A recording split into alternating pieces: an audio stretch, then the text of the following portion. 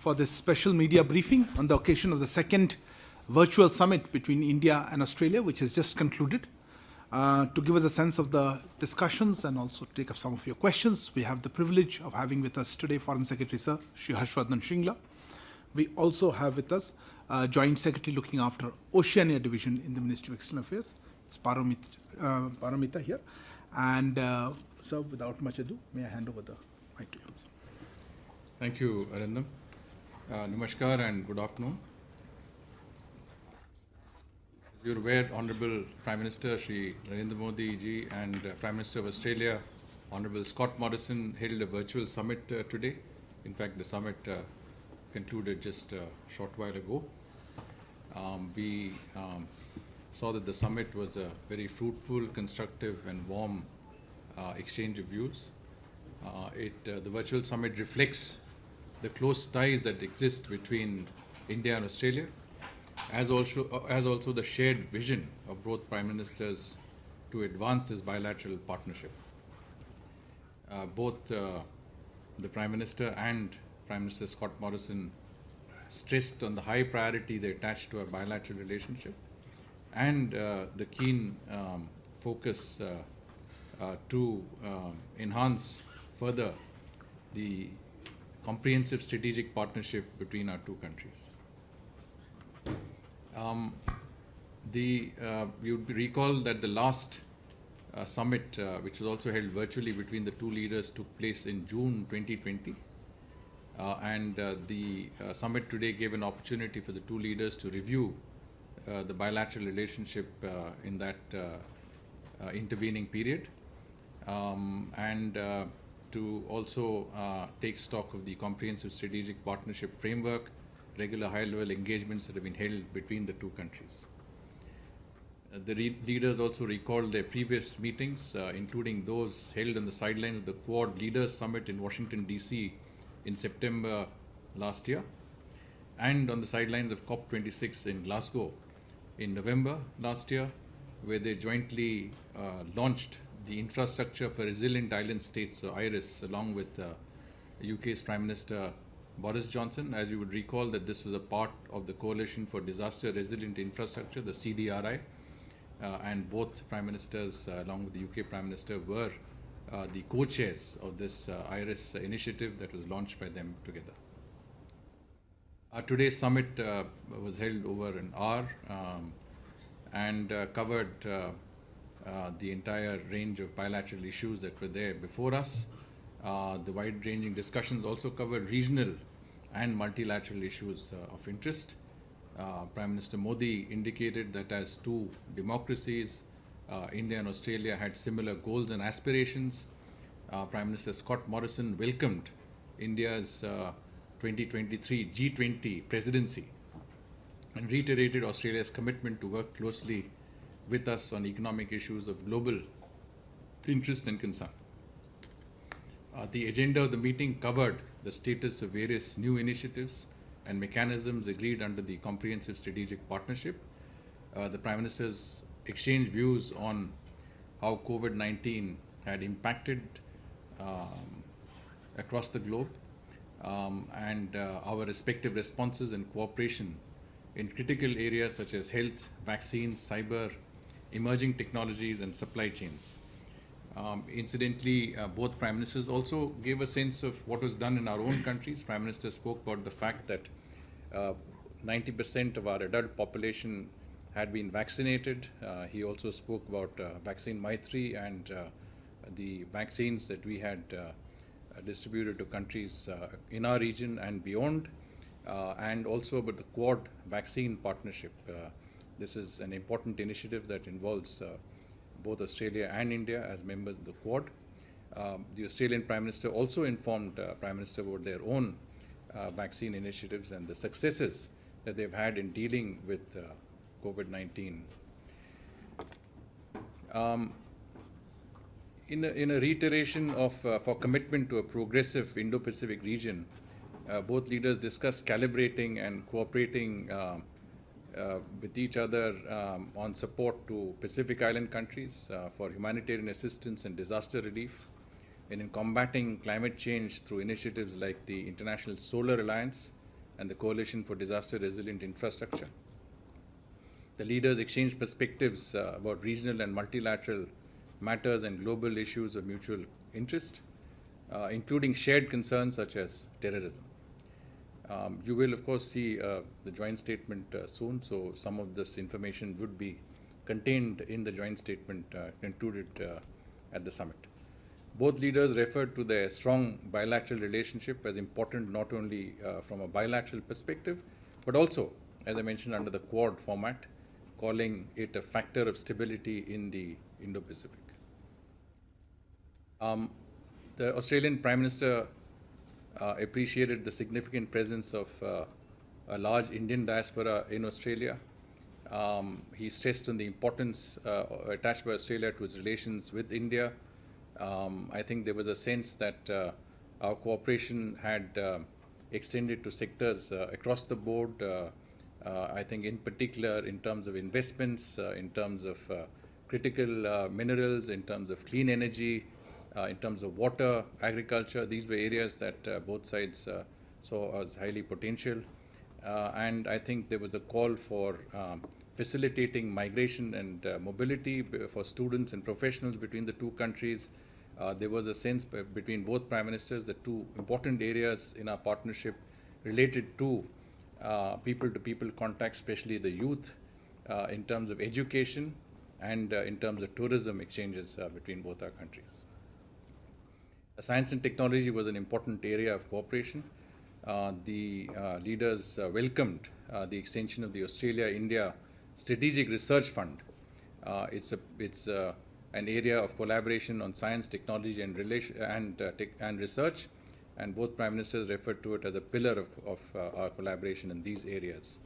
The Prime Ministers expressed commitment to build on the success of the 2021 India-Australia Circular Economy Hackathon.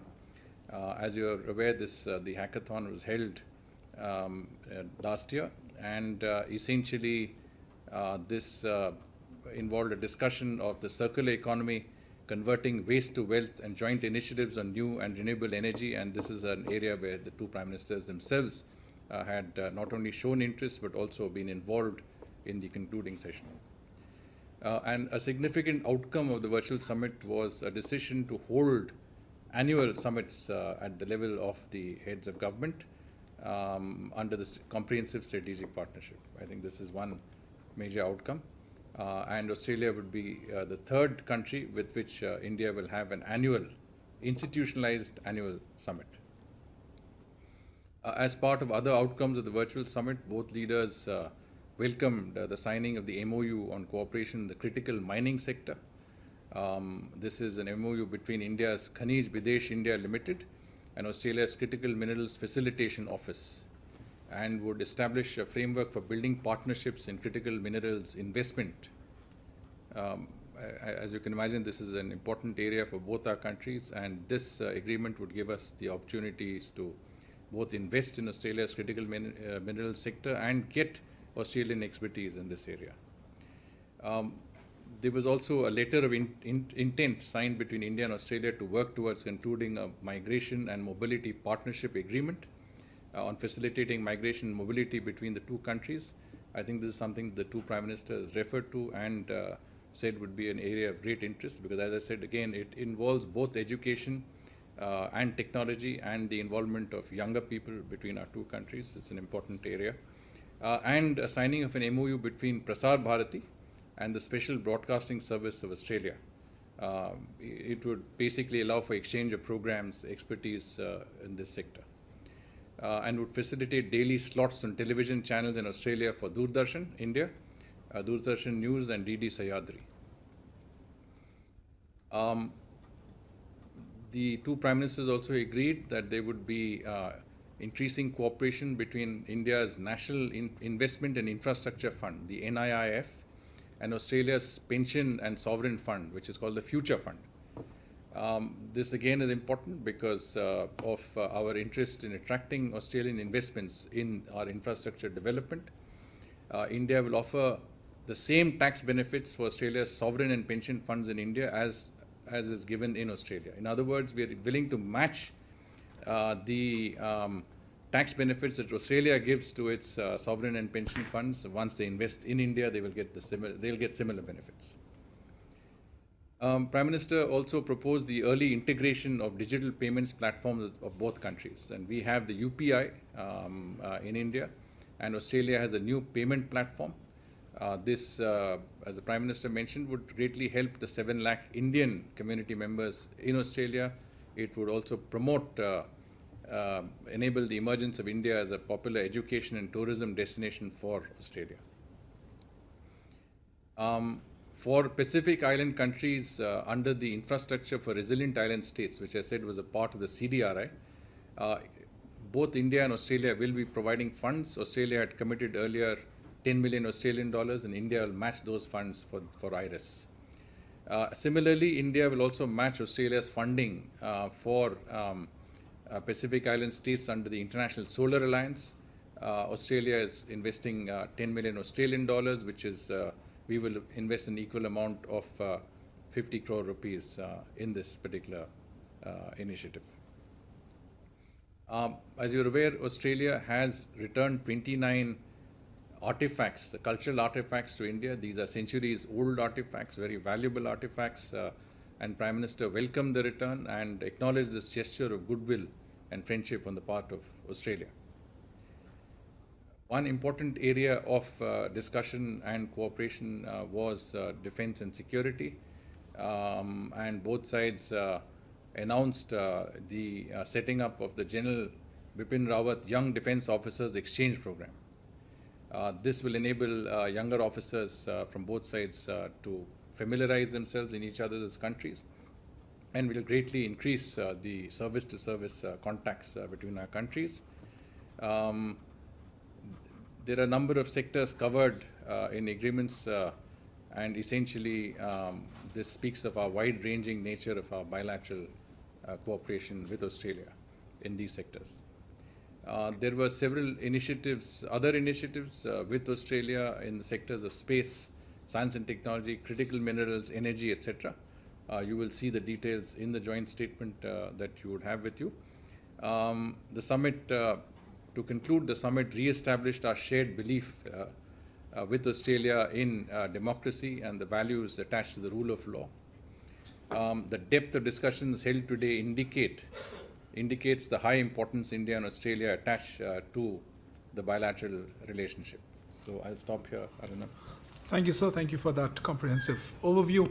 I'll open the floor for questions, as I can see as always. Okay, this time, Sridhar, let's start.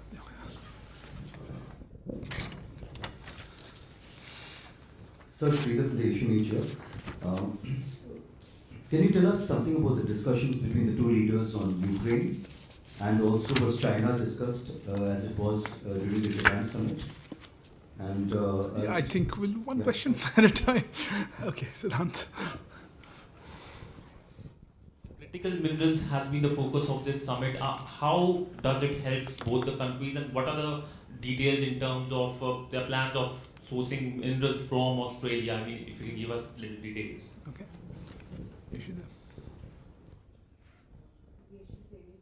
Microphone. This is Yeshi Seri from the New Indian Express. I'd like to know whether any progress was made on the Comprehensive Economic Cooperation Agreement, because the interim has already been talked about. One there.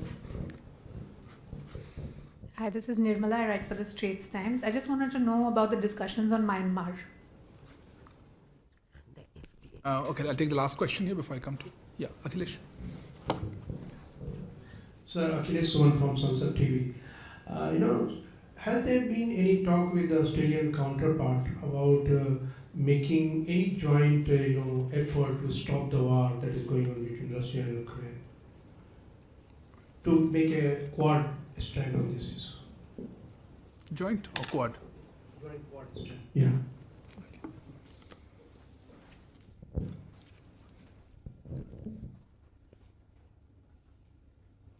Well, let me begin by saying that the two leaders exchanged views on important topical areas relating to our region and beyond. Obviously, the Ukraine issue was discussed, as was the issue of China. On Ukraine, I think it was clear that the two sides had referred to the Quad summit, in which the leaders had a fairly clear perspective that the situation in Ukraine should not impact on the Indo-Pacific, and that the focus and priority of the Indo-Pacific for the Quad and for our countries should continue to remain as they were.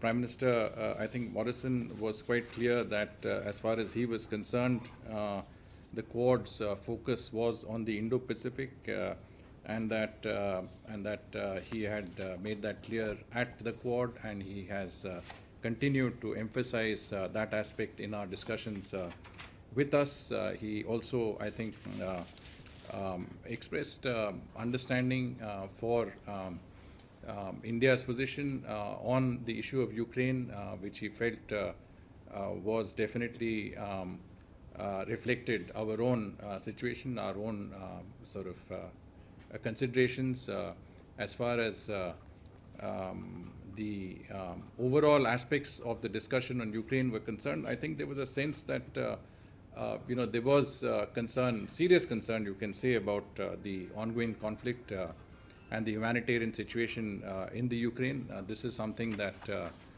both leaders clearly spoke about, and I think also the need for a cessation of hostilities and violence in that regard. I think there was equal emphasis on the fact that the international order stands on the UN Charter on the rule of law and respect for the territorial integrity and sovereignty of states. That aspect was also an area that both leaders very clearly emphasized. And of course, the humanitarian aspects of the situation, both in terms of allowing consideration for civilians, especially women and children, and also humanitarian assistance to Ukraine, was something that was clearly spoken about, and you will find that these are areas that are clearly there. But what I'm saying is that there was a clear sense of both sides understood where they came from, and I think there was a great deal of comfort in the fact that both of us saw the fact that the conflict in Europe should not be a reason for us to divert our attention from the Indo-Pacific region, and that our position as far as the Quad is concerned also was on similar lines. The other issue, I think, Siddhant, you had asked about critical minerals. China? Yeah, well, on China, of course, I think both leaders exchanged their perspectives. Prime Minister did refer to the line of actual control in Ladakh, the incidents of the previous year, and he emphasized that peace and tranquility in the border areas was an essential prerequisite for normalization of relations with China. Prime Minister Morrison also gave a fairly detailed perspective of how he saw China and its actions in the region, and he spoke in particular about the South China Sea. Coming to critical minerals, I think there was a sense that there could be joint investments in Australian projects. We have a shared interest in having collaborations in critical minerals. India, as a manufacturing hub, requires access to critical minerals, and Australia is a repository of a lot of the critical minerals in the world, and that our investments together in this area would strengthen the resilience of supply chains when it comes to critical minerals. As you know, India, Japan, Australia also have a working group at the ministerial level on on critical and on resilient supply chains, and critical minerals is an important part of that initiative. On Myanmar, I think both sides, of course, were concerned about the situation, I think the sense of a cessation of violence, a sense of the fact that the civilian population in particular should be protected, there should be a release of those who are arbitrarily detained, and that there should be humanitarian access to Myanmar was emphasized. From our side, of course, we did stress that we have a long border with Myanmar, that our relationship was both historical and based on people-to-people ties, and that we believe that both engagement and humanitarian aspect of our relationship with Myanmar has to be kept in mind. Both our sides spoke about supporting the ASEAN 5-point consensus on Myanmar, the ASEAN's initiatives in Myanmar, and I think agreed that we would look at that effort as an important way of trying to find a solution on the issue as we have it. And of course, that the international community must also come together for humanitarian assistance to Myanmar, and that the people of Myanmar should not be, let's say, have to suffer the consequences of the situation. I think that more or less answers various questions, including the Quad. With regard to SECA, in a certain sense, we have had fairly extensive talks on the issue of the Comprehensive Economic Cooperation Agreement. We launched negotiations, following the 17th Joint Ministerial Commission in September 2021 in Delhi. So it's not been a long time that we have been discussing this issue, but we've had fairly, I think, intense discussions and negotiations. I think both our sides believe that there should be a balanced trade agreement for expanded trade and investment flows for the benefit of both our economies. We have made substantial progress in these negotiations. Our respective ministers have been in regular touch to monitor progress on the negotiations. Both sides are keen to finalize this agreement in view of the benefits that we stand to gain from in furthering trade and investment. The Prime Ministers, I think, reviewed the situation, and it was agreed that we would try and finalize this agreement at the earliest possible opportunity. Thank you, sir. We have a time constraint, so I'll just last couple of questions. Yeah, please. I think we'll not be able to accommodate all, but anyway. Sir, Meghna from VD News. Sir, what have been the talks on the education sector, especially in terms of scholarship programs?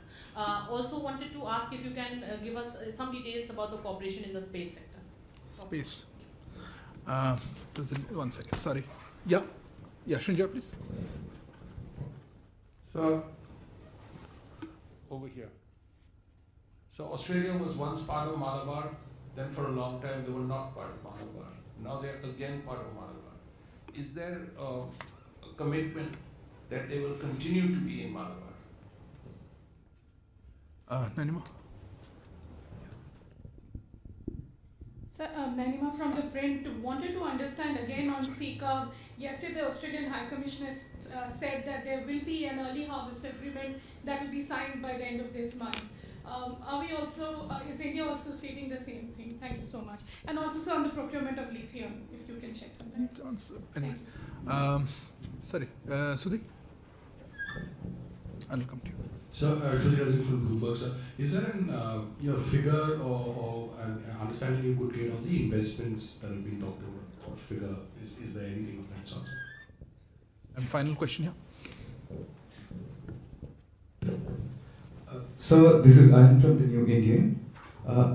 Can we expect a further talk on RCP? This is my first question. And secondly, what are the initiatives? RCP, yeah, the Regional Comprehensive Economic Partnership. Yeah, and what are the initiatives we may take under this CSP, this Comprehensive Strategic Partnership?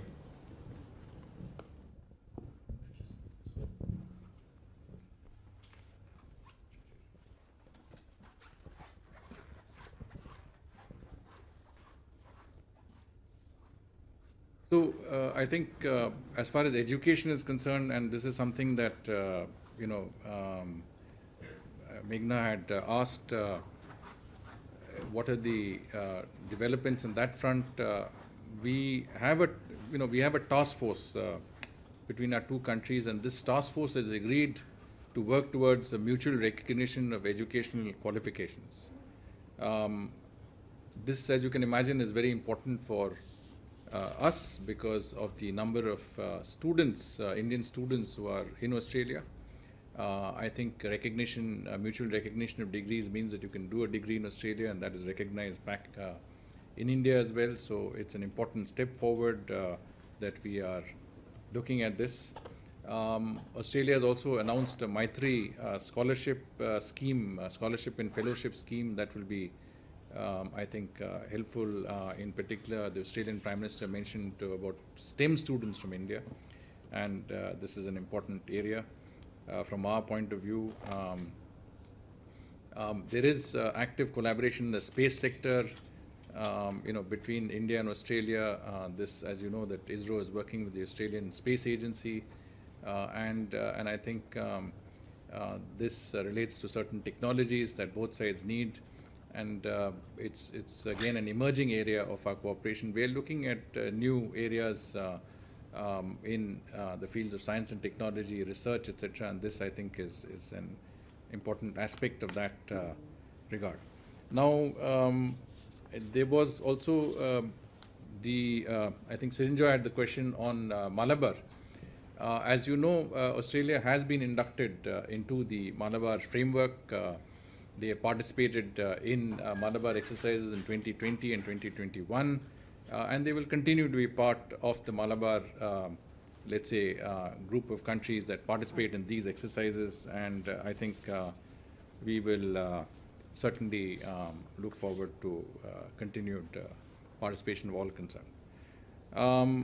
As far as investments are concerned, I think Nainima's question was on investments.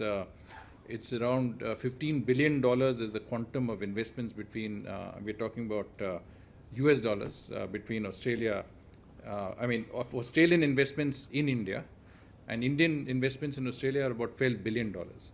And both investments are growing steadily. Both countries are providing, trying to facilitate these investments. The Australians have announced a certain scheme by which they will encourage their technology companies to come and invest in India, come and implant themselves in India. And I think these are all this all augurs well for the future of a knowledge partnership between our two countries. And across sectors, you can look at the financial area, real estate. These are areas where we're looking at investments. But I did mention specifically Australian investments in our national investment infrastructure fund. In other words, infrastructure investment fund, the NIIF, which is an area where we hope to draw both pension and sovereign funds, mutual funds, and this is an area where I think there's potential for significant investments in our infrastructure development. And this is again an announcement of the summit. So this is a deliverable from the summit. Lithium, as I told you, I think Australia is one of the largest manufacturers, producers of critical minerals, including lithium. The MOU that facilitates co-investments in the critical mineral sector would greatly, I think, benefit access to these critical minerals, and it is part of our supply chain initiatives also. As far as RCEP is concerned, let me say that this discussion, this was not a part of the discussion. We have clearly said that we are unable to, be a part of RCEP for reasons that have been clearly outlined, and I think this was no longer on the agenda. The Sika. Yeah. Early harvest. Yeah, that is what I meant. That on the early harvest aspect of Sika, we agreed that both sides would try and work to conclude this at the earliest possible. I think this is something that we hope to, sort out the remaining issues and come up with something that would be seen as an outcome on this area. Space, just to conclude what we're saying about space, tracking and telemetry command center in the Cocos Island is an important aspect of our space cooperation because it helps the Gaganyaan mission. As you know, this is a very important mission in our space area, and this is an area that we're working on. And as I said, ISRO and the Australian Space Agency are cooperating closely on a number of issues. Thank you, sir. Thanks for the comprehensive perspective. Sorry, and I don't think we have time for any more questions. Just a clarification. Microphone. So, in the wake of this summit between Australia and India, there has been one person who has actually praised India for going out, and that is Imran. Would you like to speak? I will tackle that in our weekly, sir. So I think that's not for today evening. I had offered you that time, I'm afraid. I had, you were talking to somebody else. Okay. Huh? You had a query? What is it, something different? Same question? I mean, to say that one person would be wrong, I think we have received praise across the board for many of our foreign policy initiatives at the level of the Prime Minister.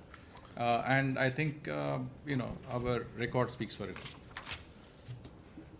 One small question, but this is about the Chinese. You are not on. Sorry, this is. Sorry, let me clarify. This is for a special briefing on India, Australia. I think we've already taken a couple of other questions. Thank you very much, sir, for your presence here. Thank you also to Paramita.